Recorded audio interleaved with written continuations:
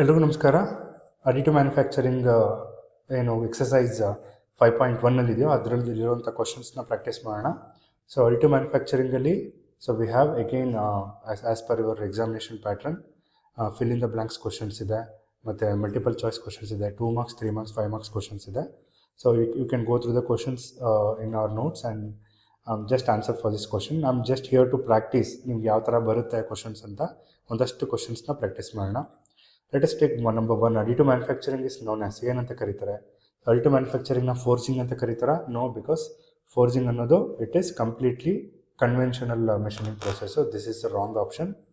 And machining ಅಂತಲೂ ಕರೆಯಲ್ಲ ಅದನ್ನು. This is completely new kind of sort of technique ಆಗಿರೋದ್ರಿಂದ, ಕ್ಯಾಸ್ಟಿಂಗ್ ಅನ್ನೋದು ಕೂಡ ಓಲ್ಡ್ ಒನ್ ಆಗಿರೋದ್ರಿಂದ the correct option is 3D printing. So 3D printing is a correct option for this. So in which process material is added layer by layer? ಇಲ್ಲೇ option ಇದೆ, layer by layer addition ಆಗ್ತಾ ಇದೆ material ಅಂತ ಕರಿತೀವಿ. ಈಸಿಯಾಗಿ you can choose that is additive manufacturing ಅಂತ. So turning, milling and grinding are old conventional machining ಅಂತ ಕರಿತೀವಿ ಅದಕ್ಕೆ. SLA process uses which energy? ರೆಸಿನನ್ನು ಕ್ಯೂರ್ ಮಾಡೋದಕ್ಕೆ ಯಾವ ಎನರ್ಜಿನ ಯೂಸ್ ಮಾಡ್ತಾರೆ? Is it a plasma arc? Plasma arc use ಮಾಡಲ್ಲ. ಎಲೆಕ್ಟ್ರಾನ್ ಬೀಮ್ ಕೂಡ ಯೂಸ್ ಮಾಡಲ್ಲ. ಇನ್ಫ್ರಾರೆಡ್ ರೇಸು ಕೂಡ ಯೂಸ್ ಮಾಡಲ್ಲ. ಅಲ್ಲಿ ಯೂಸ್ ಮಾಡೋದು ಅಲ್ಟ್ರಾವೈಲೆಟ್ ರೇಸ್ ಆಗಿರೋದ್ರಿಂದ the correct option is UV laser. Which AM process does not require support structure? So ಇಲ್ಲಿ ಕೊಟ್ಟಿರುವಂತಹ 4 ಆಪ್ಷನ್ಸಲ್ಲಿ ಯಾವ ಅಡಿಟಿವ್ ಮ್ಯಾನುಫ್ಯಾಕ್ಚರಿಂಗ್ ಪ್ರೋಸೆಸ್ಸಲ್ಲಿ ಸಪೋರ್ಟ್ ಸ್ಟ್ರಕ್ಚರ್ ನೆಸೆಸಿಟಿ ಇಲ್ಲ. FDM ಪ್ರಿಂಟರ್ ಮಾಡಬೇಕಾದ್ರೂ ಕೂಡ ನಾವು ಸ್ಲೈಸಿಂಗ್ ಸಾಫ್ಟ್ವೇರಲ್ಲಿ ಸಪೋರ್ಟ್ ಸ್ಟ್ರಕ್ಚರ್ ಕೊಡಬೇಕು, DLPಲ್ಲೂ ಕೊಡಬೇಕು. ಅದೇ ಥರ ಸೆಲೆಕ್ಟಿವ್ ಲೇಸರ್ ಸೆಂಟ್ರಿಂಗಲ್ಲಿ ಮಾತ್ರ ಕೊಡಲ್ಲ, ಸ್ಟೀರಿಯೋಲಿಥೋಗ್ರಫಿಕಲ್ಲೂ ಕೂಡ ಕೊಡ್ತೀವಿ. ಹಾಗಾಗಿ SLSN is the correct option for this question. Which file format is commonly used in AM before printing? ಯಾವ ಫೈಲ್ ಫಾರ್ಮ್ಯಾಟಿಂದ ನಾವು ಸ್ಲೈಸಿಂಗ್ ಮಾಡಿ ಆಮೇಲೆ ಮಿಷಿನ್ಗೆ ಕಳಿಸ್ತೀವಿ ಅನ್ನೋ ಕ್ವಶನ್ನು. ಸೊ ಸಿಂಪಲ್ಲಾಗಿ .stl ಫೈಲ್ ಅನ್ನೋದನ್ನ ಜ್ಞಾಪಕ ಇಟ್ಕೊಳ್ಳಿ. JPG, DOC ಮತ್ತು PDF ಎಲ್ಲ ನಾರ್ಮಲ್ ಫೈಲ್ಗಳಾಗಿರೋದ್ರಿಂದ ಇದರಲ್ಲಿ 3D ಪ್ರಿಂಟಿಂಗಲ್ಲಿ ಅರ್ಥ ಆಗುವಂತಹ ಭಾಷೆ ಯಾವ ಫಾರ್ಮ್ಯಾಟಲ್ಲಿ ಇರಬೇಕು ಅಂದರೆ .stl file, that is tessellation file ಅಂತಲೂ ಕೂಡ ಕರೀತಾರೆ. ಸೊ ಯಾವ ಒಂದು ಮೆಟೀರಿಯಲ್ನ FDM ಬೇಸ್ಡ್ ಅಡಿಟಿವ್ ಮ್ಯಾನುಫ್ಯಾಕ್ಚರಿಂಗಲ್ಲಿ ಯೂಸ್ ಮಾಡ್ತೀವಿ? ಸೊ ಜಿರ್ಕೋನಿಯನ, ಟೈಟಾನಿಯಂ ಅಲಾಯ್ನ, ಫೋಟೋಪಾಲಿಮರ್ ರೆಸಿನ್ನ ಅಥವಾ PLAನ? ಫೋಟೋಪಾಲಿಮರ್ ರೆಸಿನ್ನ ನಾವು ಯೂಸ್ ಮಾಡುವುದು SLA 3D ಪ್ರಿಂಟರ್ಸಲ್ಲಿ. ಟೈಟಾನಿಯಂ ಅಲಾಯ್ ಮತ್ತು zirconia special type of products which are not used in FDM 3D printers. So FDM ಅಂದರೆ ಫ್ಯೂಸ್ಡ್ ಡೆಪೋಸಿಷನ್ ಮಾಡಲಿಂಗ್ ಆಗಿರೋದ್ರಿಂದ so preferably used for PLA, ABS ಅಥವಾ PTFA ಅಥವಾ ನೈಲಾನ್ ಮೆಟೀರಿಯಲ್ ಯೂಸ್ ಮಾಡೋದ್ರಿಂದ this is the correct option for this. Which feature distinguishes additive manufacturing from traditional machining? Traditional machining compare ಮಾಡಿದ್ರೆ ಅಡಿಟಿವ್ ಮ್ಯಾನುಫ್ಯಾಕ್ಚರಿಂಗಲ್ಲಿ ಏನಂತ difference ಇದೆ ಅನ್ನೋ ಕ್ವಶನ್ ಇದು. ಪ್ರೊಡಕ್ಷನ್ ಸ್ಪೀಡ್ ಹೈ ಆಗೋಕ್ಕೆ ಚಾನ್ಸೇ ಇಲ್ಲ, ಬಿಕಾಸ್ ನಿಮಗೆಲ್ಲ ಗೊತ್ತಿದೆ ಲಿಮಿಟೇಷನ್ಸ್ ಆಫ್ ಅಡಿಟಿವ್ ಮ್ಯಾನುಫ್ಯಾಕ್ಚರಿಂಗ್ದು ಏನಂತ ಹೇಳಿದ್ರೆ ಪ್ರೊಡಕ್ಷನ್ ಸ್ಪೀಡು ಕಡಿಮೆ ಆಗಿರೋದು. ಎಕ್ಸೆಸ್ ಮೆಟೀರಿಯಲ್ನ ರಿಮೂವ್ ಮಾಡುತ್ತಾ? So that is also wrong option. Mould ಬೇಕಾಗಿದೆಯಾ ಜಸ್ಟ್ ಲೈಕ್ ಕ್ಯಾಸ್ಟಿಂಗ್? ಇಲ್ಲ, ಇಲ್ಲಿ addition of material instead of removal ಆಗುತ್ತೆ. ಅಂದರೆ ಮೆಟೀರಿಯಲ್ ಆ್ಯಡ್ ಆಗುತ್ತೆ, ರಿಮೂವಲ್ ಆಗೋದಿಲ್ಲ. ಅಡಿಟಿವ್ ಮ್ಯಾನುಫ್ಯಾಕ್ಚರಿಂಗಲ್ಲಿ it involves adding supports and generating G codes. ಯಾವ ಸ್ಟೆಪ್ ಇದು? ಸೊ ಕ್ಯಾಡ್ ಮಾಡಲಿಂಗಲ್ಲಿ ನಾವು ಸಪೋರ್ಟ್ಸ್ ಮತ್ತು G ಕೋಡ್ ಜನ್ರೇಷನ್ ಮಾಡೋಕ್ಕಾಗೋದಿಲ್ಲ. ಪೋಸ್ಟ್ ಪ್ರೊಸೆಸಿಂಗಲ್ಲಿ ಜಸ್ಟ್ ಅದನ್ನು ಕ್ಯೂರ್ ಮಾಡ್ತೀವಿ ಅಷ್ಟೇ. Machine setup is a completely different process. But slicing ಅನ್ನೋದು ತುಂಬ ಇಂಪಾರ್ಟೆಂಟ್ ಪಾರ್ಟ್ಸು. ಅಲ್ಲಿ ನಾವು ಆ ಸ್ಟೆಪ್ಪಲ್ಲಿ ಸಪೋರ್ಟ್ ಸ್ಟ್ರಕ್ಚರ್ ಮತ್ತು G ಕೋಡ್ನ ಜನ್ರೇಟ್ ಮಾಡ್ತೀವಿ. Which is the first step in additive manufacturing process? So ನಿಮಗೆಲ್ಲ ಗೊತ್ತೇ ಇದೆ, ಫಸ್ಟ್ ಸ್ಟೆಪ್ ಯಾವಾಗಲೂ ಕ್ಯಾಡ್ ಮಾಡಲ್ ಜನ್ರೇಷನ್ ಆಗಿರುತ್ತೆ. ಅದಾದಮೇಲೆ ಸ್ಲೈಸಿಂಗ್ ಹೋಗ್ತೀವಿ, ಅದಾದಮೇಲೆ ಮೆಷಿನಿಂಗ್ ಸೆಟಪ್ ಹೋಗ್ತೀವಿ, ಅದಾದಮೇಲೆ ಪೋಸ್ಟ್ ಪ್ರೊಸೆಸಿಂಗ್ ಹೋಗ್ತೀವಿ. ಹಾಗಾಗಿ CAD model generation is the first step of additive manufacturing process. The last question again additive manufacturing ಮತ್ತು subtractive manufacturing difference addition of material instead of removal. So this is a repeated question, you can choose accordingly. Coming to the fill in the blanks question, so let us take the first question. So we have 5 options here and 5 questions here. Let us choose one by one. ಯಾವ ಒಂದು ಕ್ವಶನ್ಗೆ ಯಾವ correct answer ಅನ್ನೋದನ್ನು choose ಮಾಡ್ತಾ ಬರೋಣ. So additive manufacturing builds parts in dash manner. ಯಾವ ಥರ ಪಾರ್ಟ್ಸ್ನ build ಮಾಡುತ್ತೆ? ಸೊ ನಿಮ್ಗಾಲೇ ಗೊತ್ತಿದೆ, ಡೆಫಿನಿಷನಲ್ಲೇ ಲೇಯರ್ ಬೈ ಲೇಯರ್ ಆಗೋದು ಅಲ್ಲಿ. ಸೊ ಹಾಗಾಗಿ ಈ 4 ಆಪ್ಷನ್ನು ರಾಂಗ್ ಆಪ್ಷನ್ ಆಗುತ್ತೆ. So additive manufacturing builds parts in a layer by layer is a correct option for this. FDM ಅಂದರೆ ಫುಲ್ ಫಾರ್ಮ್ ಏನು? ಸೊ ಇಸ್ ಇಟ್ ಫ್ಯೂಸ್ಡ್ ಅಥವಾ ಬೇರೆ ಯಾವ ಆಪ್ಷನ್ ಇಲ್ಲ ಇಲ್ಲಿ, ಹಾಗಾಗಿ you can take this F fused evaporation modelling ಅಂತ ಕರಿತೀವಿ. So all other options are wrong in this case. So S L A 3D ಪ್ರಿಂಟರಲ್ಲಿ ಯಾವ ಲಿಕ್ವಿಡ್ ಯೂಸ್ ಮಾಡ್ತೀವಿ ರೆಸಿನ್ ಆಗಿ? ಸೊ ಫೋಟೋ ಪಾಲಿಮರ್ ಲಿಕ್ವಿಡ್ನ ನಾವು ರೆಸಿನ್ ಆಗಿ ಯೂಸ್ ಮಾಡ್ತೀವಿ. So all other options here's are wrong options. The process of dividing a CAD model into layer ಆಗಿ like ಒಂದೊಂದೇ ಸ್ಲೈಸ್ ಆಗಿ ನಾವು ಅದನ್ನು ಸ್ಲೈಸಿಂಗ್ ಸಾಫ್ಟ್ವೇರಲ್ಲಿ ಮಾಡೋದ್ರಿಂದ ಆ ಪ್ರೋಸೆಸ್ಗೆ ಏನಂತ ಕರಿತೀವಿ? ಸ್ಲೈಸಿಂಗ್ ಅಂತ ಕರಿತೀವಿ. So that is a correct option for this question. And the last question, SLS mainly uses dash material in powder form. ಯಾವ ಮೆಟೀರಿಯಲ್ನ ಯೂಸ್ ಮಾಡುತ್ತೆ? So either it is a polymer or it is a metal.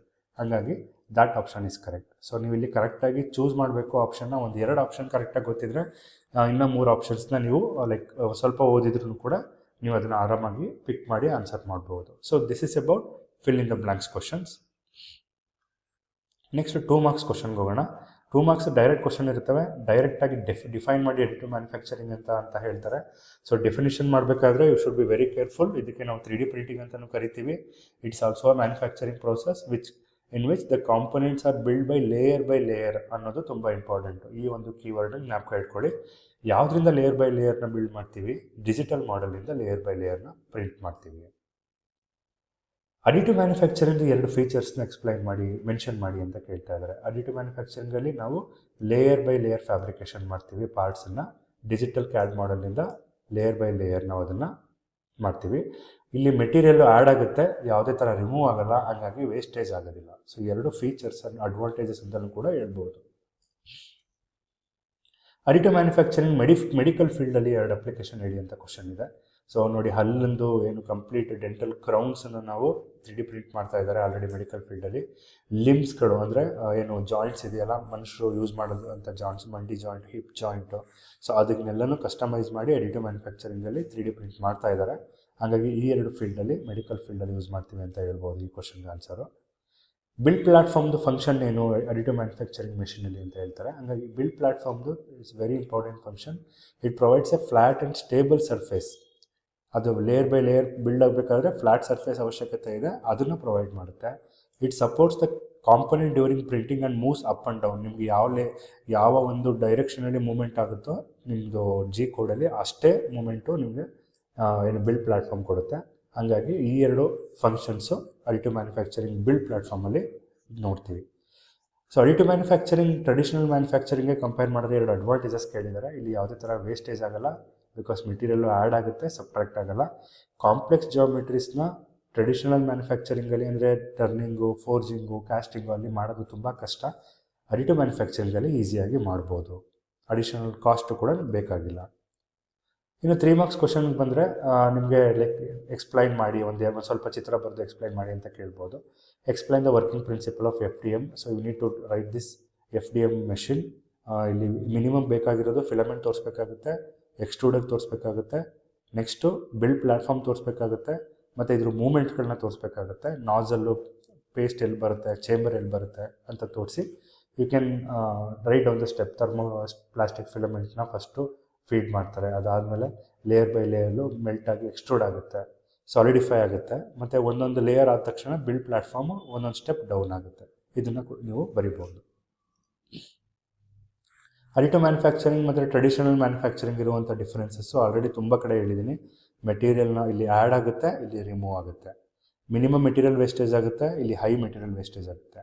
Complex ಶೇಪ್ನ ನಾವಿಲ್ಲಿ ಆರಾಮಾಗಿ build ಮಾಡ್ಬೋದು. ಇಲ್ಲಿ complex shape ಮಾಡೋದಕ್ಕೆ ತುಂಬ ಕಷ್ಟ ಆಗುತ್ತೆ ಕನ್ವೆನ್ಷನಲ್ ಮ್ಯಾನುಫ್ಯಾಕ್ಚರಿಂಗ್ ಪ್ರೋಸೆಸ್ಸಲ್ಲಿ. Any 3 applications of additive manufacturing in aerospace industries. ಏರೋಸ್ಪೇಸಲ್ಲಿ ಫ್ಯೂಯಲ್ ಎಫಿಷಿಯನ್ಸಿ ತುಂಬ ಇಂಪಾರ್ಟೆಂಟ್ ಆಗಿರೋದ್ರಿಂದ ಲೈಟ್ ವೆಯ್ಟ್ ಕಾಂಪೊನೆಂಟ್ಸ್ನ ನಾವು ಮ್ಯಾನುಫ್ಯಾಕ್ಚರಿಂಗ್ ಮಾಡ್ತೀವಿ. ಕಾಂಪ್ಲೆಕ್ಸ್ ಎಂಜಿನ್ ಪಾರ್ಟ್ಸನ್ನು ನಾವು ಹೈ ಪ್ರಿಸಿಷನಿಂದ ಮ್ಯಾನುಫ್ಯಾಕ್ಚರಿಂಗ್ ಮಾಡ್ತೀವಿ. ಪಾರ್ಟ್ ಕೌಂಟು ನೀವು 4-5 ಪಾರ್ಟ್ ಬದಲು ಒಂದೇ ಪಾರ್ಟ್ ಕಂಬೈನ್ ಆಗಿ 3D ಪ್ರಿಂಟ್ ಮಾಡ್ಬೋದು.